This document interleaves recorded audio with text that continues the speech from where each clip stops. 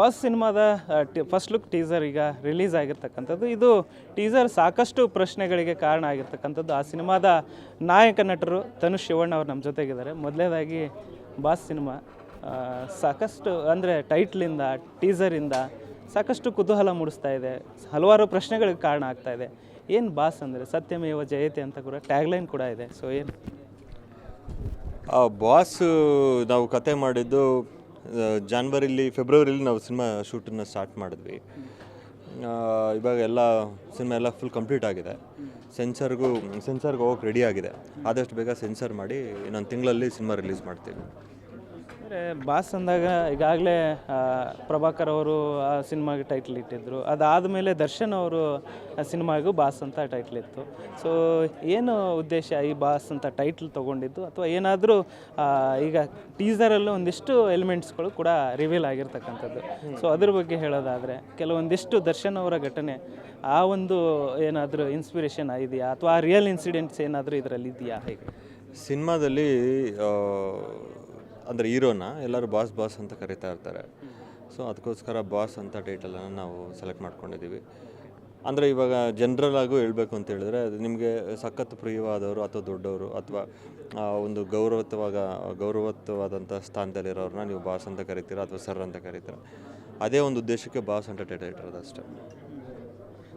ಅಲ್ಲ, ಈಗ ಇನ್ಸಿಡೆಂಟು ಅಂದರೆ ಈಗ ಕೆಲವು ನಿರ್ದೇಶಕರು ಹೇಳ್ದಂಗೆ, ನೀವು ಹೇಳ್ದಂಗೆ ಅಂದರೆ ರಿಯಲ್ ಇನ್ಸಿಡೆಂಟಾ, ಅಥವಾ ಇದೇನು ಕಾಲ್ಪನಿಕ ಕಥೆನಾ, ಅಥವಾ ಇದು ಯಾವುದಾದ್ರೂ ಸೆಲೆಬ್ರಿಟಿಗೆ ಹೋಲುವಂಥ ಸ್ಟೋರಿನಾ, ಹೇಗೆ ಅಂತ ಅಂದರೆ ಟೀಸರ್ನ ಒಂದಿಷ್ಟು ನೋಡಿದಾಗ ಆ ಎಲಿಮೆಂಟ್ಸ್ಗಳು ಕಾಣಿಸ್ತಾ ಇದೆ. ಸರ್ ಅದೇ ನೀವು ನೋಡ್ತಾ ಇರಬೇಕಾದ್ರೆ ನಿಮ್ಮ ಪರ್ಸೆಪ್ಷನಲ್ಲಿ ನಿಮ್ಮ ಅಭಿಪ್ರಾಯದ ಪ್ರಕಾರ ಅದು ಟೀಸರು ಬೇರೆ ಇದಕ್ಕೆ ಲಿಂಕ್ ಆಗ್ತಾ ಇರ್ಬೋದು. ಆದರೆ ಕೋಇನ್ಸಿಡೆಂಟ್ಲಿ ಆಗ್ತಾ ಇರ್ಬೋದು. ಆದರೆ ಒರಿಜಿನಲ್ಲಿ ನಾನು ಏನು ಹೇಳೋದಕ್ಕೆ ಇಷ್ಟಪಡಲ್ಲ. ನೀವು cinema end of the day cinema ನೋಡಿದ್ರೆ ಗೊತ್ತಾಗುತ್ತೆ. ಸರಿ, ಬಾಸ್ ಟೈಟ್ಲ್ದು ಬಿಟ್ಕೊಡಲಿಲ್ಲ ಈ ಕಡೆ ಟೀಸರ್ ಇದರಲ್ಲಿ, ಮತ್ತು ಜೊತೆಗೆ ಶಿವಸ್ವಾಮಿ ಅನ್ನೋ ಒಂದಿಷ್ಟೇನೋ ಎಲಿಮೆಂಟ್ಸ್ ಹೇಳಿದ್ರಿ. ಸೊ ಅದು ಏನಾದರೂ ಈಗ ದರ್ಶನ್ ಅವರ ನಿಜ ಜೀವನದಲ್ಲಿ ಆದಂಥ ಘಟನೆಗಳಿಗೆ ಏನಾದರೂ ದರ್ಶನ್ ಸರ್ ನಿಜ ಜೀವನದಲ್ಲಿ ಆಗೋಂಥ ಕ್ಯಾರೆಕ್ಟರ್ಸು ರೇಣುಕಾಸ್ವಾಮಿ, ಇದು ಶಿವಸ್ವಾಮಿ ಅಂತ ಇದೆ. ಹೆಸರುಗಳು ಇವಾಗ ಲೋಕೇಶ್ ಅಂತ ಒಬ್ರು ಇರ್ತಾರೆ, ಆ ಲೋಕೇಶನ್ ಅವರು 100 ಜನ ಇರ್ತಾರೆ. ಕುಮಾರ್ ಅಂತ ಇರ್ತಾರೆ, ಕುಮಾರ್ ಅಂತವ್ರು 100 ಜನ ಇರ್ತಾರೆ. ನಾವು ಯಾವುದನ್ನು ಲಿಂಕ್ ಮಾಡೋಕ್ಕಾಗಲ್ಲ ಸರ್. ನಾವು ಸಿನಿಮಾ ನೋಡಿದಾಗ ಗೊತ್ತಾಗುತ್ತೆ ಒರಿಜಿನಲ್ ಏನು ಅಂತ. ನೀವು ಹೇಳಿದ ಪ್ರಕಾರ ದರ್ಶನ್ ಸರ್ದು ಸಿನಿಮಾ ಹೋಗ್ಬಿಟ್ಟಿದ್ರೆ ಸೆನ್ಸರ್ ಅವ್ರು ಬಿಡಲ್ಲ. ಅದಕ್ಕೆ ಅಂತ ಒಂದು ಮಂಡಳಿ ಇದೆ, ಅದಕ್ಕೆ ಅಂತ ಕಟ್ಟುನಿಟ್ಟು ನಿಯಮಗಳಿದೆ. ಅದನ್ನೆಲ್ಲ ಅವರು ಫಾಲೋ ಮಾಡೇ ಮಾಡ್ತಾರೆ. ಕೋರ್ಟ್ನಲ್ಲಿರೋದ್ರಿಂದ ಕೇಸು ಮಾಡೋದಕ್ಕೆ ಬಿಡಲ್ಲ. ಆದರೆ ನೋಡಿದವ್ರಿಗೆ ಹಂಗೆ ಅನಿಸ್ಬೋದು, ದರ್ಶನ್ ಸರ್ ಸಿನಿಮಾ ಮಾಡಿದ್ದಾರೆ ಅಂತ ಅನಿಸ್ಬೋದು. ಯಾಕಂದರೆ ನಿಮ್ಮ ಸ್ಟೈಲು, ಆ ಒಂದು ಟೀಸರ್ ಮೇಕಿಂಗ್ದು ಇದೆಲ್ಲ ನೋಡಿದಾಗ, ಮತ್ತು ಆ ಹೆಸರುಗಳು ತೊಗೊಂಡಾಗ ನೋಡಿದಾಗ, ಸೊ ಅದೆಲ್ಲೋ ಒಂದು ರೀತಿ ದರ್ಶನ್ ಅವ್ರಿಗೆ ಕನೆಕ್ಟ್ ಆಗುತ್ತೆ ಅನ್ನೋ ಒಂದಿಷ್ಟು ಅನುಮಾನಗಳು ಹುಟ್ಟುತ್ತೆ. ಸೊ ಅದು ನಿಜಾನ, ಅಥವಾ ಹೇಗೆ, ಅಥವಾ ಇದು ಇದಕ್ಕೆ ಯಾವುದೇ ರೀತಿ ಸಂಬಂಧ ಇಲ್ವಾ, ಹೇಗೆ? ಸರ್ ನಾನು ಯಾವುದೂ ನಾನು ಜಡ್ಜ್ಮೆಂಟ್ ಕೊಡೋದಕ್ಕೆ ಇಷ್ಟಪಡಲ್ಲ. ಇವಾಗ ನೀವು end of the day cinema ನೋಡಿದಾಗ ಎಲ್ಲ ನಿಮಗೆ ಅರ್ಥ ಆಗ್ತಾ ಹೋಗುತ್ತೆ ಸರ್. ಓಕೆ, ಸಿನಿಮಾ ಎಷ್ಟು ಶೂಟ್ ಆಗಿದೆ, ಈಗ ಎಲ್ಲಿಗೆ ಬಂದು ಹೋಗಿದೆ ಸರ್? Cinema complete ಆಗೋಗ್ಬಿಟ್ಟಿದೆ. ಇವಾಗ ಸೆನ್ಸರ್ಗೆ ಹೋಗಬೇಕು. ಇನ್ನೊಂದು ತಿಂಗಳಲ್ಲಿ ರಿಲೀಸ್ ಮಾಡೋಣ ಅಂತ ಪ್ಲ್ಯಾನ್ ಮಾಡ್ಕೊಂಡಿದ್ದೀವಿ ಸರ್. ಓಕೆ, ಅಂದರೆ ಎಲ್ಲೆಲ್ಲಿ ಶೂಟ್ ಮಾಡಿದ್ರಿ, ಯಾವ್ಯಾವ ಲೊಕೇಶನಲ್ಲಿ ಶೂಟ್ ಮಾಡಿದ್ರಿ? ಬ್ಯಾಂಗ್ಳೂರು ಅಷ್ಟೇ. ಬ್ಯಾಂಗ್ಳೂರು ಬಿಟ್ಟು ಎಲ್ಲ ಆಚೆ ಹೋಗಿಲ್ಲ. ಬ್ಯಾಂಗ್ಳೂರು ಸರೌಂಡಿಂಗ್ ಅಷ್ಟೇ, ಇನ್ನೆಲ್ಲೂ ಶೂಟ್ ಮಾಡಿಲ್ಲ.